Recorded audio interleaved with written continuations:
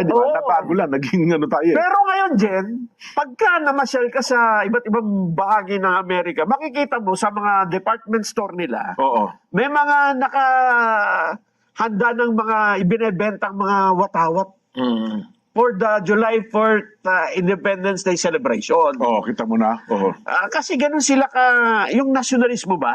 Oo. Importante yan sa isang bansa. Idealistic. Oo, na dapat tayo ay nagmamahal sa ating bansa. Pero nakakalungkot, ano? Lumabas ho kayo ngayon.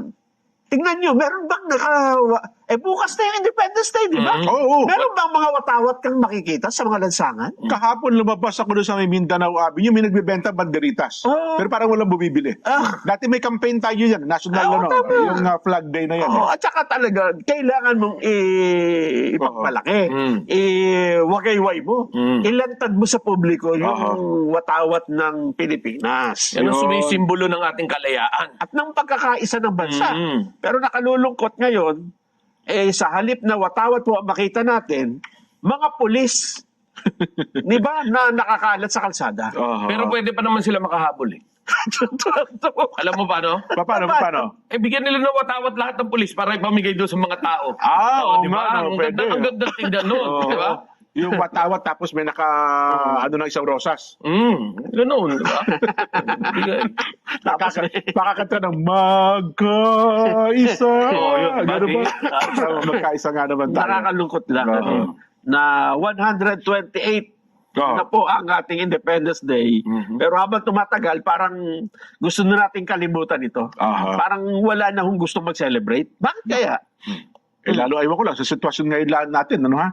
Sana naman sa mga susunod na ibalikan natin itong ganitong petsa, no? Sapagkat ito ho ay makasaysayan sa ating mga Pilipino. Nag-text si Ate Madge, yung ating reporter sa Malacanang. Sabi niya, ay, di ba, nabago lang, naging ano tayo. Pero ngayon, Jen, pagka namasyal ka sa iba't ibang bahagi ng Amerika, makikita mo sa mga department store nila, may mga nakahanda ng mga ibinebentang mga watawat for the July 4th Independence Day celebration. Oo, kita mo na. Kasi ganun sila yung nasyonalismo ba? Importante yan sa isang Idealistic. bansa. Oo, na dapat tayo ay nagmamahal sa ating bansa. Pero nakakalungkot, ano? Lumabas ho kayo ngayon. Tingnan nyo, meron bang bukas na yung Independence Day, di ba? Oo. Meron bang mga watawat kang makikita sa mga lansangan? Kahapon lumabas ako doon sa may Mindanao Avenue, may nagbebenta banderitas. Pero parang walang bumibili. Dati may campaign tayo yan, national yung flag day na yan. At saka talaga, kailangan mong ipagmalaki. Iwagayway mo. Ilantad mo sa publiko yung watawat ng Pilipinas. Yan ang sumisimbolo ng ating kalayaan. At ng pagkakaisa ng bansa. Pero nakalulungkot ngayon, sa halip na watawat po ang makita natin, mga pulis, di ba, na nakakalat sa kalsada. Pero pwede pa naman sila makahabol eh. Alam mo paano? Paano? Bigyan nila ng watawat lahat ng pulis para ipamigay doon sa mga tao. Oo di ba? nga, no, Ang pwede. ganda tingnan nun, di ba?